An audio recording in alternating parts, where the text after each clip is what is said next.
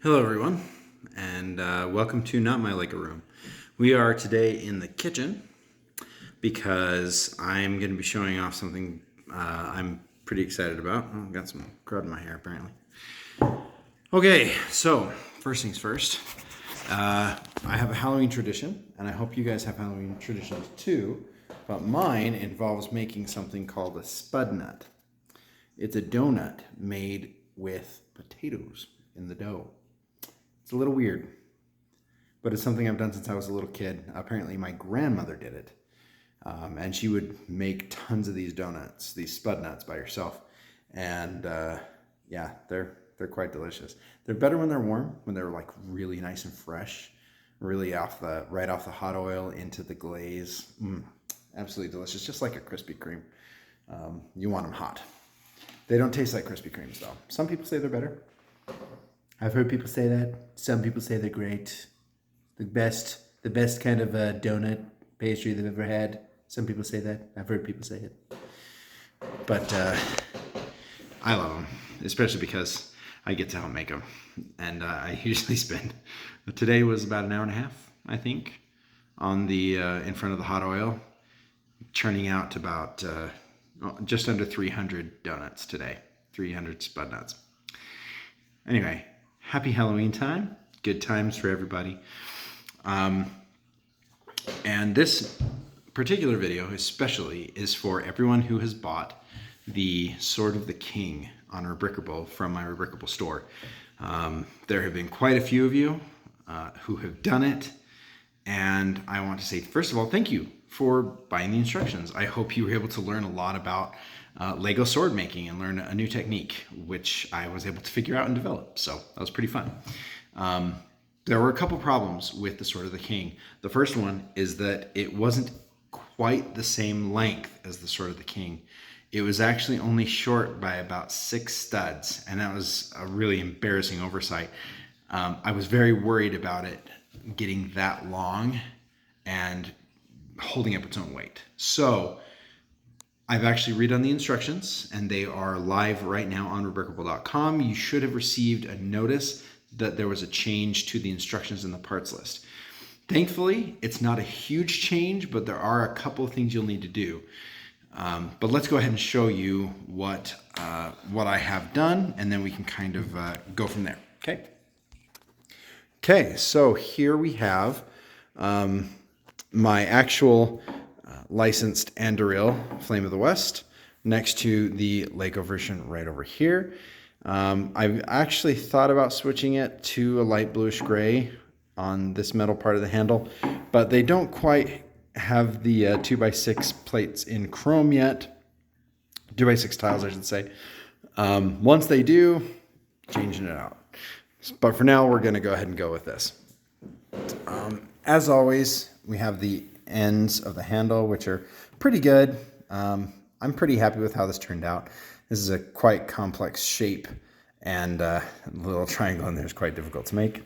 Then we move up into the hilt. Obviously, our cross guards are a bit thicker, but we did want them to not fall apart just while using it. And then we have the blade, and as you can see, we've lined it up right here. So everything's lined up.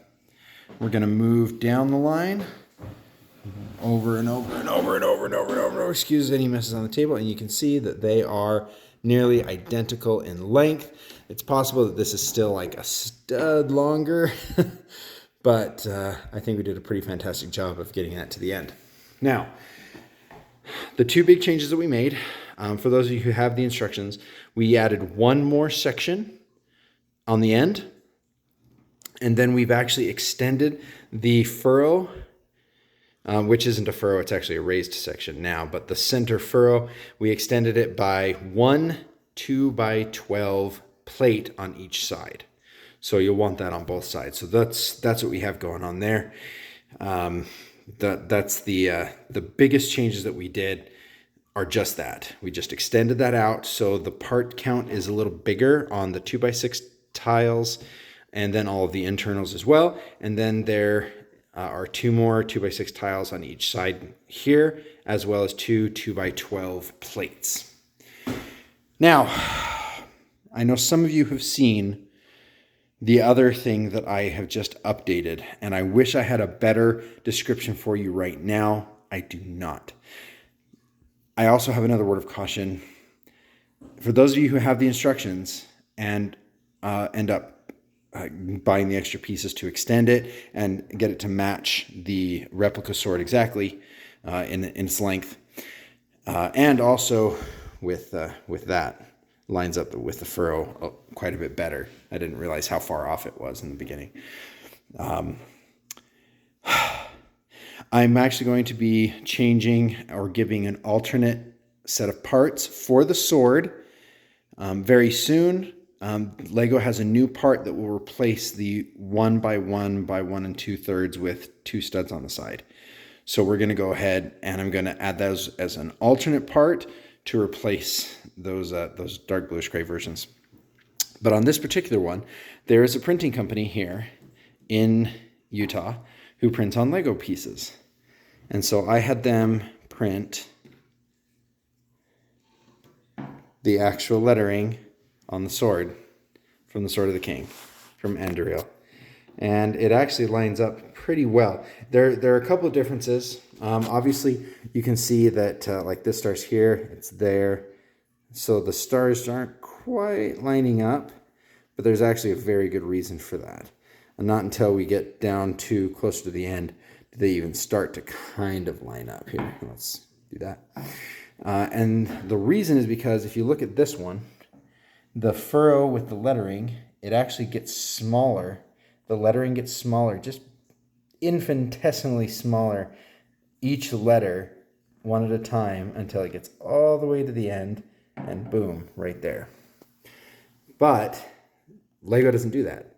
The Anduril that we've made stays the same all the way down. So one of the guys over at the printing place were very kind and helped me size and space all of the letters so that they fit on the 2x6 tiles. So each one of those is now a printed 2x6 tile. And they match up the lettering exactly, which is so cool. And we even have the little stars in there, which is awesome. But then we resized it so that it would fit from end to end in what the quote-unquote furrow would be. The only thing I didn't do is getting that little moon printed there, and then on this end having the little sun printed here. So you have the sun on one side, stars in the middle, and the moon on the other. And that has some significance in Lord of the Rings lore. I don't remember it off the top of my head right now. So those are the things that are missing still. I don't know if I'm actually going to go through and pay to have those printed because this was extremely expensive to do. So expensive, in fact, that I only did it on one side. But there's a dual purpose to that. On one side, I have Anduril, Flame of the West. On the other side, I have Narsil. So this is what fought Sauron. So you have one side that's not printed, and then when it's reforged into Anduril, then you get the lettering that is added to it as well to help distinguish it from Narsil. So pretty awesome. Okay, well, I do have one other thing to talk about in regards to this. I've been in contact with the printing company, and there's a good chance that we will be able to list the printing for Anduril that you can purchase separately. And one thing I will say, and say you're very welcome on, is that I paid for the initial design process completely on my own. And when we're able to get up the printing for everybody else, you won't have to pay the initial setup fee. Well, yeah, the setup fees and the design fees. You're going to completely avoid those. And that is, I would love to say it was my gift to you, but it's actually not. I'm currently working with them to try and set up almost like an Amazon affiliate link, where every time somebody buys one of the sets of tiles for the sword, I'll get a little bit back. I don't know if it's like $1 or $2 or $50. I just don't know. We haven't worked out those details yet, but that is something that is coming, as well as those alternate parts replacements for the sword for the internals, which I actually have already done, and it is so much stronger. That was actually one of the main reasons I decided to switch it out completely and make it exactly the same size. I was much more confident in the build once I had those new parts available. There's not a lot of them available on Bricklink right now in the US, but I know that my wife's Bricklink store, we've been ordering a bunch of them, and they should come in the next month or two.